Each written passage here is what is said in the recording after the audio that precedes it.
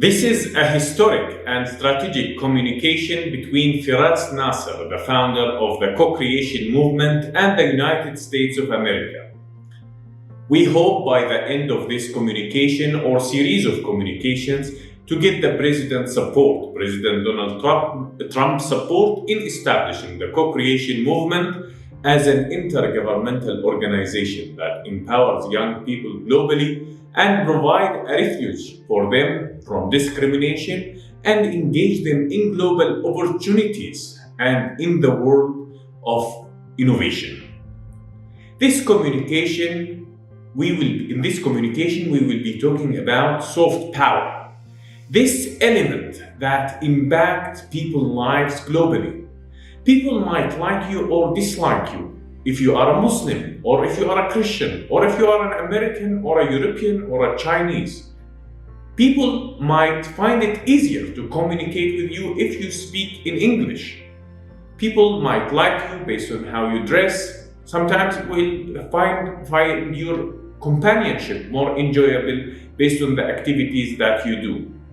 This cultural layer of that reflects certain countries' culture and norms. Sometimes people refer to it as soft power. So let us start by talking about soft.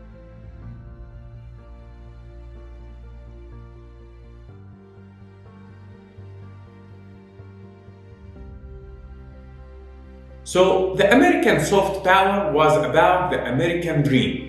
Anyone in the world can travel to the United States of America and make it in the United States. He can, within a number of years, he can own a house, have a family, and even might have a small dog. This American dream that captured the imagination of many led to many people traveling to the United States and pursuing life opportunities in the United States. However, with time, this American dream might not be there. You hear a new rhetoric of competition with China, the hammering of illegal immigrants, and the new cities that is emerging all around the world. Those new cities that, like Dubai, like Qatar, like Singapore, who many people find that they might be able to build their lives in those cities and achieve their dreams there. So the American dream is being challenged. This is the first element of the American soft power. The second element is American media and music. In the past, you would be going to the cinema to enjoy a great Hollywood movie. However, with time, the cinema impact has degraded a bit because many people are watching many videos on their social media platforms, and they are finding it extremely hard to watch a 2 hours movie. So the way people receive information or see movies has changed. This is the second element that impacted American soft power, because in the past you would learn about American norms from the movies. Now the platforms are accessible, the social media platforms and the news platforms are accessible for people all around the world. In addition to that, there was some agendas that was adopted by production companies such as the LGBTQ agendas that aggravated people from other cultures. Moving to the third element of American soft power, which is about American businesses. In the past, you would enjoy going to McDonald's to have a burger with your family. Now, there are many competing brands, and the concept of consumerism is being challenged by healthy diets and minimalism and focusing on what matters. So the old narrative of consumerism is being challenged by new narratives of minimalism and healthy diets and more. Moving to the fourth element of American soft power, which is American innovation. American innovation is still a very powerful element of the American soft power. We use the ChatGPTs, Facebook, Google, and we are looking forward to what Elon Musk with his rockets can do. Will SpaceX reach Mars? So we are looking forward to what America will invent next. And so American innovation is still a very powerful element of American soft power.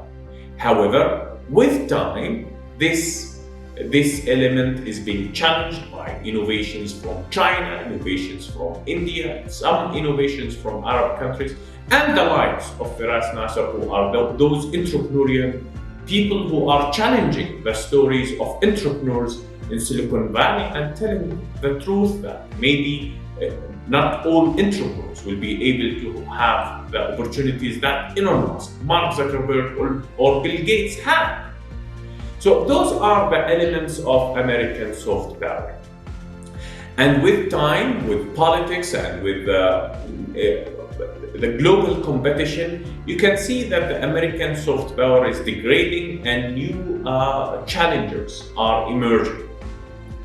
So, to tell you more about soft power and what brings people together, let us move next to talk about the Sustainable Development Goals.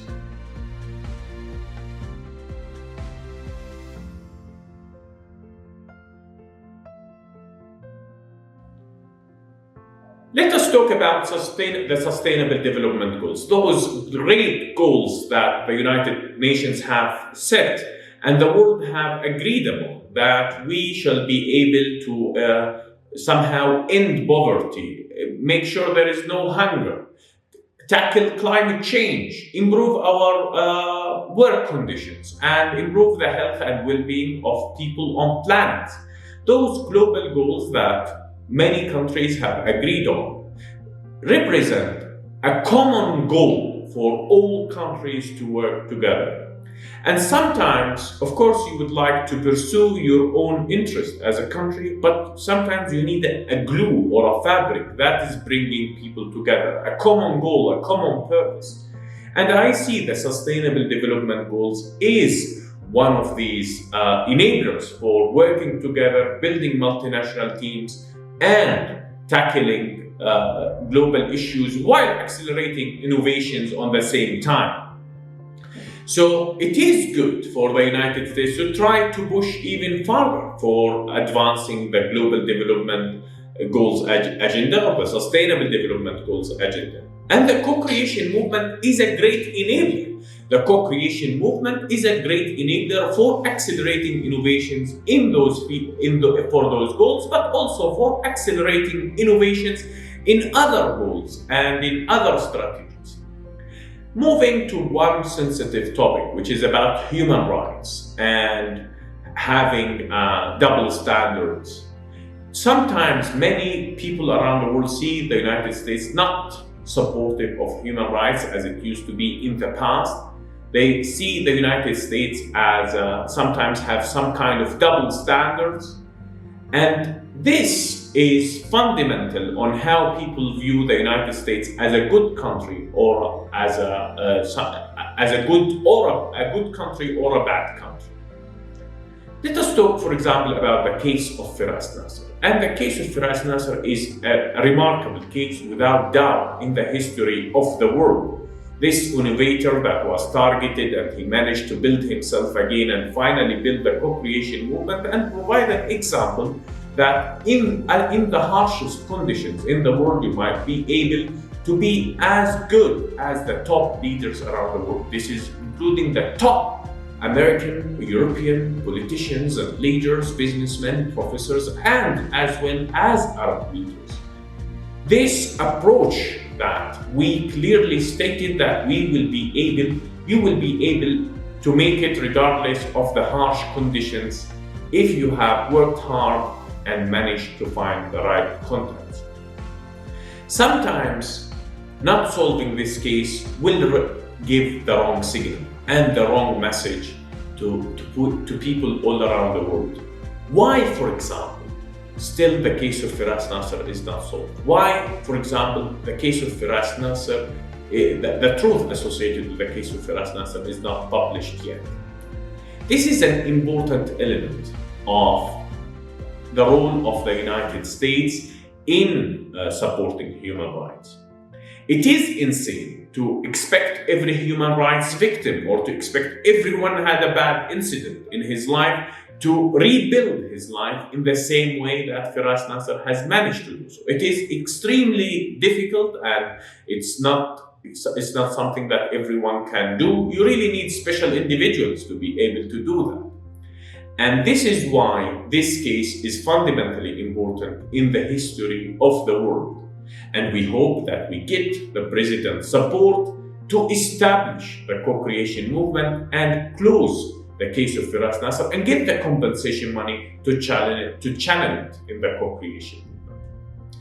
I will move forward to talk about other elements that can support American soft power next. Let us talk about building multinational organization or intergovernmental organizations.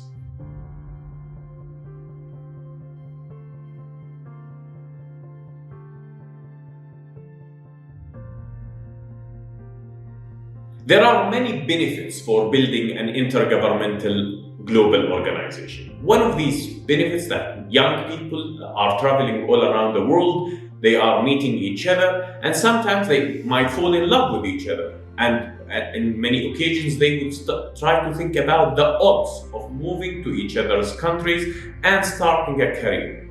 For example, if you are French and you decided to engage with a German woman, you can move to Germany and make it in Germany as a French person.